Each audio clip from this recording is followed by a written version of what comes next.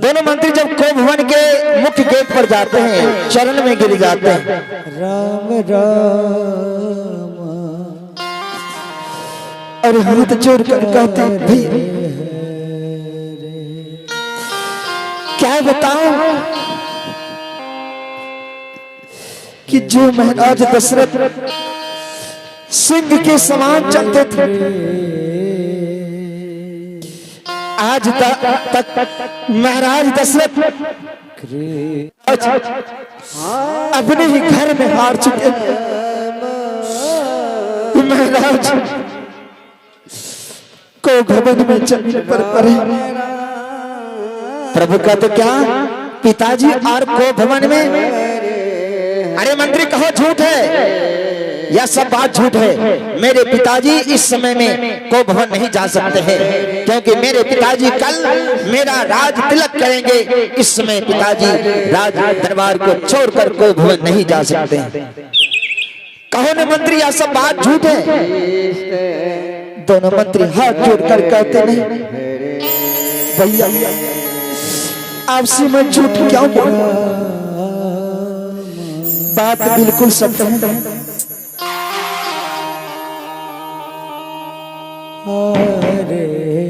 भगवान मंत्री की बातों को सुनकर सर्वप्रथम चारों दिशा में नजर दौड़ाते हैं। भगवान जब दिशा पर नजर डालते हैं तो भगवान सोचते हैं, इससे पहले मैं जब भी आता था मेरी अयोध्या, राम राम स्वर्ग के समान मुस्कुराते रहते थे, लेकिन आज दिशा उदास है। पशु पक्षी सभी उदास है, यहाँ तक कि पेड़ पौधे मुरझाने लगे। भगवान जो ही को भवन के अंदर प्रवेश करते हैं, पिता पर नजर पड़ते, चाक जाते दौड़ कर पिता के पास पहुंचते।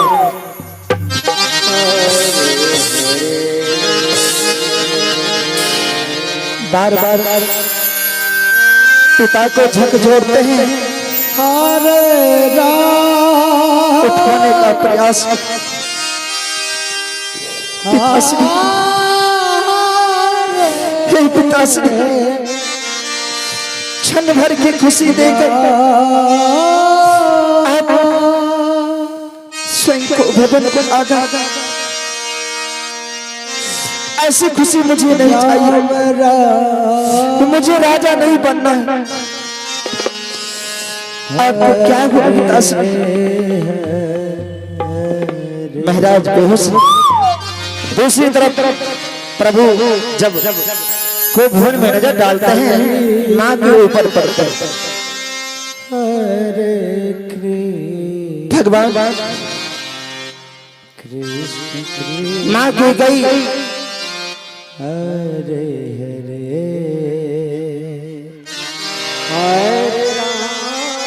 से मिलने जा रहे हैं।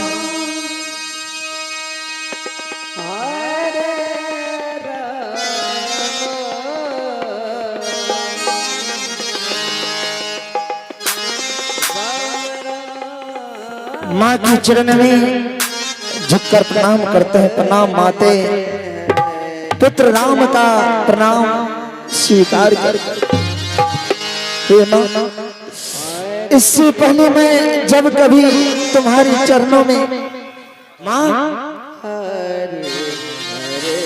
आखिर मेरी अयोध्या को किसकी नजर लग गई? उधर पिताजी उदास और तुम भी मुख से कुछ नहीं बोल रही हो। आखिर पिताजी को क्या हुआ? कैकेयी का तेहराम, अगर तुम पूछते हो मैं बता रही। तुम्हारे पिताजी के पास धरोहर स्वरूप मेरी दो वरदान बाकी।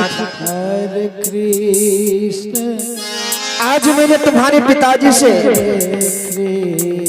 को भवन में सत्य करवाकर एक वरदान से मैंने भरत के लिए राज्याभिषेक मांग लिया। आहा, बहुत बड़ी खुशी की बात है मां। आखिर तुम्हें पुत्र राम पर दया आ गई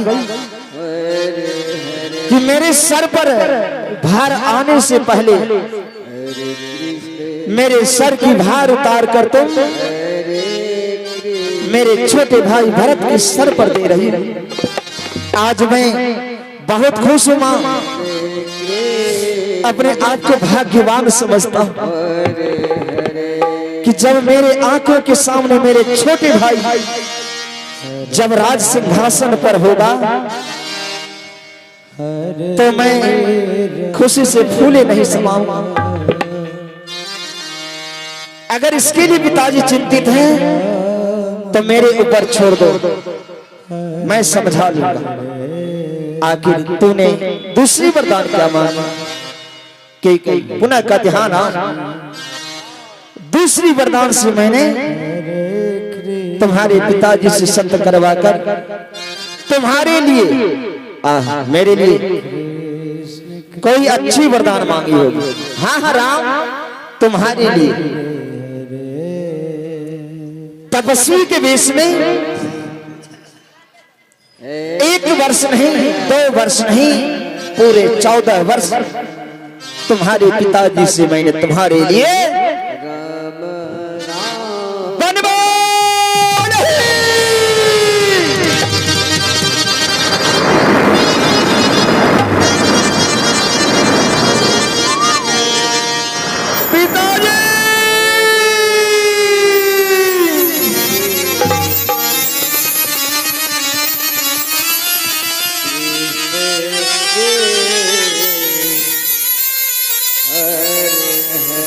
पिताजी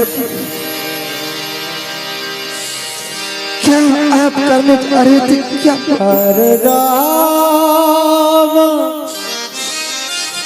आप खोलिए पिताजी।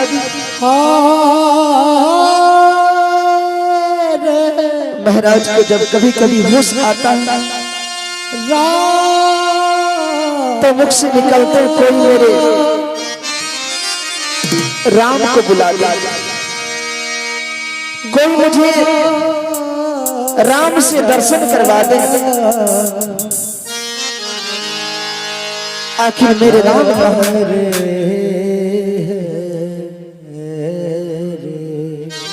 जब नजरों से राम को देखते कहीं नहीं राम नहीं,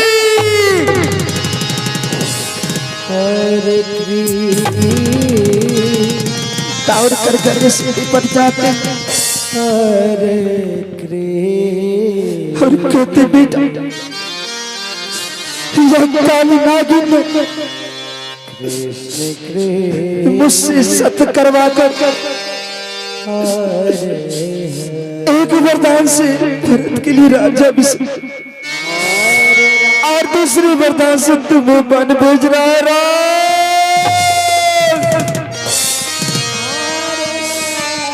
हे राम, हे राम, हे राम, हे राम, अभी समय है राम, तुम मुझे कारागार में डाल दो, कारागार में डाल दो राम, और तुम राजा बन जाओ, मुझे कारागार में डालकर राजा बन जाओ। भगवान का दुख, क्या मैं राजा बनने के लिए भगवान समान पिता को कारागार में डाल दूं? नहीं पिताश्री, मुझे राजा नहीं बनना है, मुझे वनवास अच्छा, मुझे आपकी खुशी चाहिए, मुझे आपकी वचन पालन करने के लिए आपकी अनुमति चाहिए। महाराज कहते नहीं राम नहीं,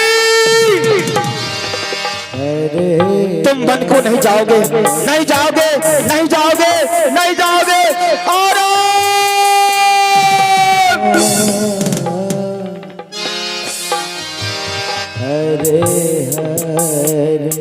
भगवान समझते कि मेरे पिताजी हरे रे अपने आप को संभालिए, अपने आप को संभालिए।